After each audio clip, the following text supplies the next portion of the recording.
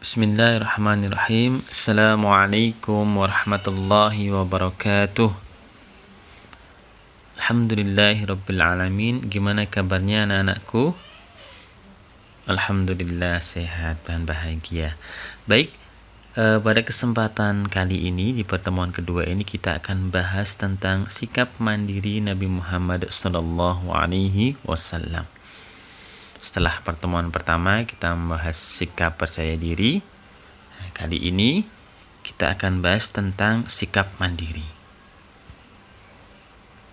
Tahukah kalian seperti apakah sifat mandiri itu?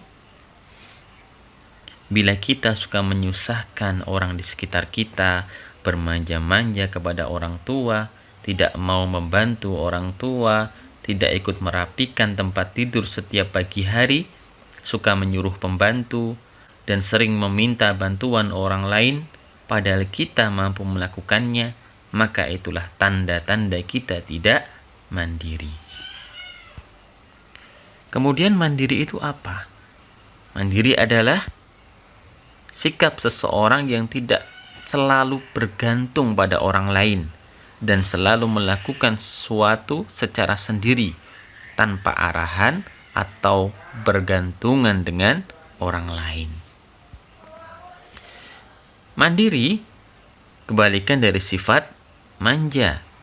Anak yang mandiri akan disukai banyak orang, sedangkan anak yang manja akan menyusahkan banyak orang. Anak yang mandiri biasanya suka membantu orang tua dan bisa mengurus diri sendiri. Sebaliknya, anak yang manja selalu meminta tolong dan bergantung kepada orang lain. Anak mandiri tidak mudah menyerah jika menghadapi sebuah masalah. Adapun anak yang manja akan cepat menyerah dan putus asa ketika menghadapi sebuah masalah. Anak-anakku yang soleh dan solihah, jadilah kita sebagai anak yang mandiri.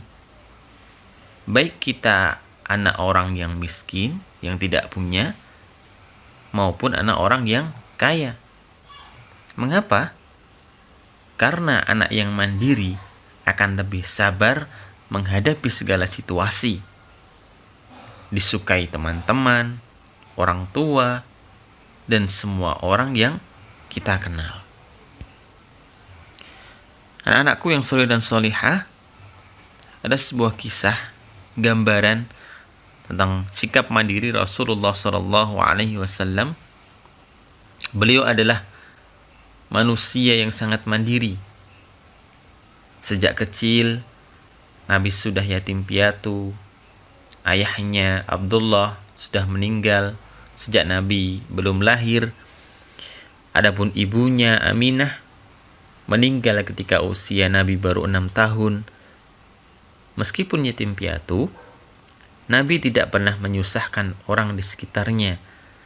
Nabi kemudian diasuh oleh kakeknya sampai usia 8 tahun. Kemudian Nabi diasuh oleh pamannya. Pamannya sangat mencintai Nabi Muhammad SAW karena sifat-sifat Nabi yang mandiri. Nabi tidak pernah bermanja-manja kepada siapapun juga. Ketika usianya beranjak remaja, Nabi mengembala kambing milik orang Quraisy dan Nabi juga pergi ke Syam berdagang mencari rizki mengikuti pamannya Abu Thalib. Nabi menabung setiap uang yang dihasilkannya dari berdagang untuk bekal hidup mandiri. Karena kemandiriannya, Nabi Muhammad SAW dikenal sebagai pekerja keras, jujur, disiplin, dan sabar. Anak-anakku yang soleh dan solihah, biasanya orang yang mandiri itu akan tampak dari luar. Mereka memiliki ciri-ciri tersendiri. Apakah ciri-ciri orang yang mandiri itu? Yang pertama, dapat melakukan aktivitasnya sendiri. Dapat membuat keputusan dan pilihan. Jadi orang mandiri itu dia mudah dalam membuat keputusan dan pilihan apa yang harus diambil. Mampu bersosialisasi dengan temannya, akan mudah bersosialisasi dengan temannya. Kemudian yang terakhir, bisa mengontrol emosinya. Jadi anak yang mandiri dia akan mudah sekali mengontrol emosinya, tidak akan cepat marah.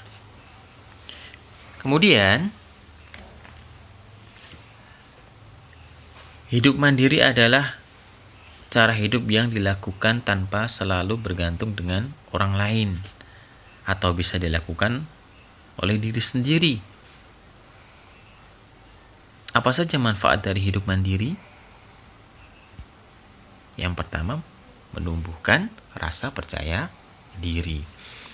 Kemudian menjadikan kita kreatif, memiliki pemikiran yang kritis. Dan yang terakhir, mengembangkan daya tahan mental. Anak-anakku yang sholih dan sholihah, sekian materi Ustadz terkait tentang sikap mandiri Rasulullah Sallallahu Alaihi Wasallam. Dan sudah sepantasnya kita contoh sifat-sifat ini, ya, sifat percaya diri, sifat mandiri kita terapkan dalam hidup kita, ya. Kita terapkan sejak dini, sejak kita masih berusia anak-anak, kita terapkan biar nanti ke depannya dewasa kita sudah terbiasa dengan sifat-sifat ini. Baik anak-anakku yang sholih dan sholihah, pada pertemuan ini terima kasih, jazakumullahu khairan katsiran atas perhatiannya, simaannya atas materi ini, ya. Mudah-mudahan ini bisa menambah wawasan kita dan kita terapkan dalam diri kita. Untuk tugas pada kesempatan pertemuan yang kedua ini adalah mengerjakan uji kompetensi 2 A dan B halaman 9 sampai 10. Nanti dikerjakan di LKS-nya, ya. Nah, dikerjakan di situ, kemudian nanti difotokan, kemudian dikirimkan ke Ustadz untuk tugasnya. Begitu. Baik. Semangat belajar, sholih dan sholihah. Akhir kata dari Ustadz, ada salahnya mohon maaf. Akhirul kalam, assalamualaikum warahmatullahi wabarakatuh.